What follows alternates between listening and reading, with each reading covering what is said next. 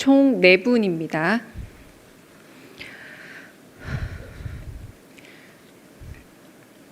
이재명 대통령은 오늘 재정경제부 2차관, 우주항공청장, 국가물관리위원회 위원장을 임명하고 아시아 문화중심도시 조성위원회 위원장을 위촉했습니다. 먼저 재정경제부 2차관은 허장 현 한국수출입은행 ESG 위원회 위원장입니다. 허장 차관은 재정경제부 출신의 정통 경제 관료로서 국제통화기금 IMF의 상임이사와 기획재정부 국제경제관리관 등을 거친 국제금융 및 대외경제정책 전문가입니다. 국제경제 전반에 대한 업무 경험과 네트워크를 바탕으로 국제경제와 국고관리 업무를 총괄하는 제2차관 업무를 잘 수행할 적임자입니다. 특히 수출과 환율을 안정적으로 관리하고 우리 경제를 한 단계 더 도약시킬 경제정책을 입안하고 집행할 것으로 기대합니다. 우주항공청 청장은 오태석 현 한국과학기술기획평가원 원장입니다. 행정고시로 과학기술처에 입직한 이래 30년간 과학기술 정책의 주요 분야를 두루 거친 정통 과학기술 행정관료입니다. 과학정통부 제1차관 재임 시절 누리호 발사관리위원장으로 누리호 발사 과정을 성공적으로 이끌었고 우주항공기술과 산업은 물론 우주항공청 조직에 대한 이해가 높습니다.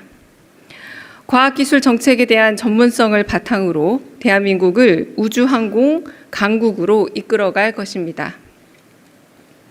총리급인 국가물관리위원회 위원장은 김좌관 현 부산 가톨릭대학교 석좌 교수입니다. 수자원과 환경 분야의 전문가로 30년 넘게 현장에서 환경운동을 이끌어왔으며 정부와 지자체의 정책 자문 경험도 풍부합니다. 기후위기 시대 대응 역량을 강화하고 지역 간 물 갈등 해소와 4대강 재자연화 등 산적한 과제를 균형감 있게 조정하고 풀어갈 것입니다.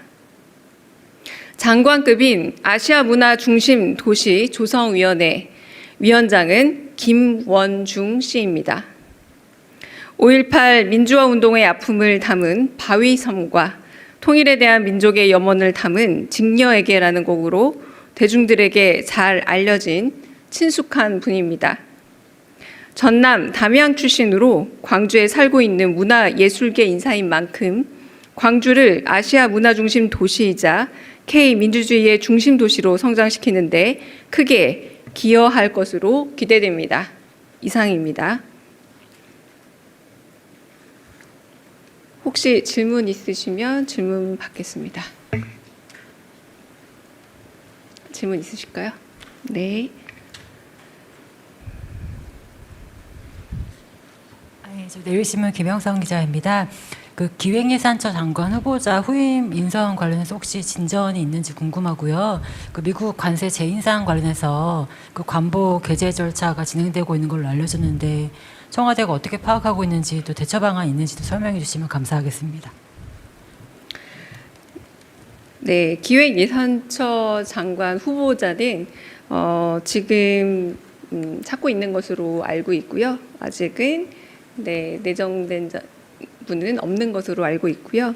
두 번째 관세에 관해서 이제 여쭤보신 걸로 이해되는데 처음에 저희가 말씀드렸던 보도자료와 같은 입장으로 좀 차분하게 잘 대응하고 이에 대해서 차분하게 잘 대응하는 것으로 기조가 여전히 유지되고 있습니다.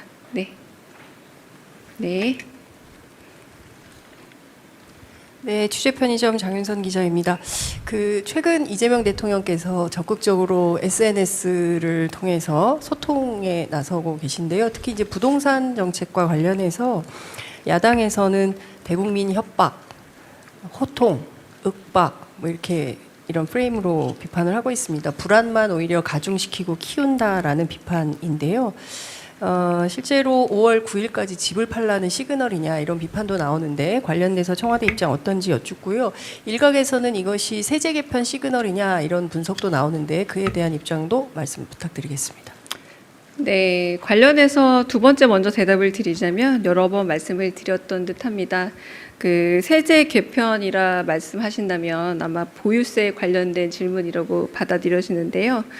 뭐 보유세 관련해서는 최후의 수단이다 뭐 이렇게 말씀하셨던 걸로 기억이 돼요. 기자회견 때. 그래서 만약에 집값에 대해서 부동산에 대해서 지금 여러 이제 정책들을 쓰고 있고 이 부분에 있어서 정말 실효적 효과라는 부분에 있어서 최선의 노력을 다할 것이고 그리고 이 부분은 사회적 약속이기 때문에 서로 유예 기간이라던가 이런 부분에 있어서 이번에 유예 종료라는 부분은 절대적으로 지켜줘야 된다라고 굉장히 여러 번 강조하고 계시는 걸로 알 수 있습니다. 그리고 보유세라는 부분은 그런 부분에서 최종적으로 정말 이 모든 것이 다 불가능하다라고 여겨졌을 때라고 생각하는 그런 전제 하에 그러므로 지금은 좀 여러 가지 정책에 있어서 실효성을 더 강조하는 단계다라고 보시면 될 듯하고요. 그리고 소셜 미디어를 통해서 결국은 5월 9일에 그 양도세 유예에 관한 한은 더 이상 이제 그때 종료하겠다라고 말씀을 하셨고 이 부분에 있어서는 정책적으로 일관성 있게 실현하겠다라는 의지를 계속 보여주신다라고 할 수 있겠고요. 또 다른 여러 가지 또 아젠다도 제시를 하고 또 이런 의제를 활성화 통해서 사회적 공론화를 통해서 이야기를 좀 더 해보고자 하는 그런 부분들의 역할을 하고 있기도 하고 한편으로는 또 부동산 문제라던가 뭐 서울을 통한 일종의 일극 체제에 있어서의 어떤 여러 문제점들에 대한 이런 아젠다 의사소통에 있어서의 문제 제기에 있어서 언론의 어떤 정론 집필의 필요성 같은 것들의 중요성 같은 것을 강조하는 그런 의사소통 매체로서 활용하고 있다고도 말할 수 있겠습니다. 네. 다른 또 질문 있으실까요? 네. 뒤에 먼저 가겠습니다. 네. 네, 안녕하세요. 신할보 김가희입니다. 그 SNS 얘기가 나와서 여쭤보는 건데 대통령 며칠 전에 그 한국이 건들면 패가망신 빈말 같나라는 캄보디아를 겨냥한 말씀을 좀 하셨는데 요거 게시글이 좀 삭제된 것으로 확인이 되거든요. 요거 배경이 있을까요? 네, 충분히 홍보가 됐다고 판단하셔서 삭제한 걸로 짐작이 됩니다. 네, 다른 질문도 받겠습니다. 네, 저 SBS BJ 김한진입니다. 그 다주택자 중과세 유예 관련해서 그때 정책실장님께서 뭐 5월 9일 바로 아니고 뭐 한 달, 두 달 이 정도의 약간 여지가 있을 수 있다 말씀하셨는데 그거 관련해서 결정되는 시점이 뭐 언제쯤 될지 얼마 안 남았다고 하셨던 것 같은데 그거 좀 여쭤봅니다. 지금은 대통령께서 지금 계속 소셜 미디어를 통해서 강조하시고 있는 내용처럼 일단 유예는 5월 9일에 이제 종료된다라고 계속해서 강조를 하시고 있는 상황이고요.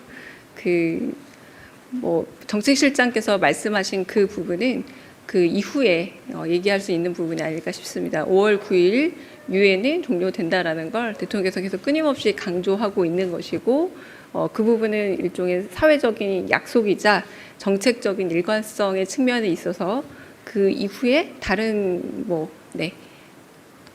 이야기가 가능할 수 있을지 모르겠지만 5월 9일 날 종료되는 것만큼은 분명하다라고 말씀드리겠습니다. 네.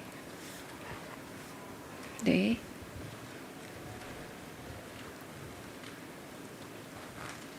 네, 저 TV조선의 최민식입니다. 그 대통령님께서 그 5월 9일 전까지 다주택자들의 주택 처분을 강조하시면서 이제 담론이 야당에선 정부와 여당에도 다주택자들이 꽤 있다.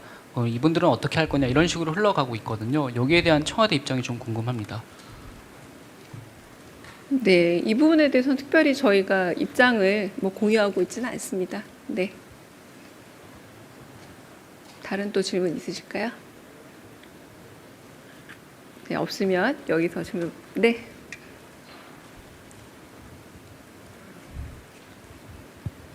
아시아투데이 박영훈 기자입니다. 그 청와대 뉴미디어 매체 심사위원회 그 심사 관련해서 그 자료에 각 분야 전문가라고 명시돼 있었는데 구체적으로 어떤 전문가들이 심사를 보는지 여쭙습니다. 네, 저희가 공지낸 사안에서 지금 각 분야 전문가라고 말씀을 드렸잖아요. 네, 그 부분에 있어서 투명하게 어떤 분야의 전문가들 모실 건지는 추후 좀 더 논의 이후에 저희가 이제 공지를 하거나 말씀을 드리도록 하겠습니다. 지금은 저도 그 정도 수준에서 알고 있습니다. 네. 다른 또 질문 있으실까요? 네, 그러면 여기까지 마치겠습니다. 네.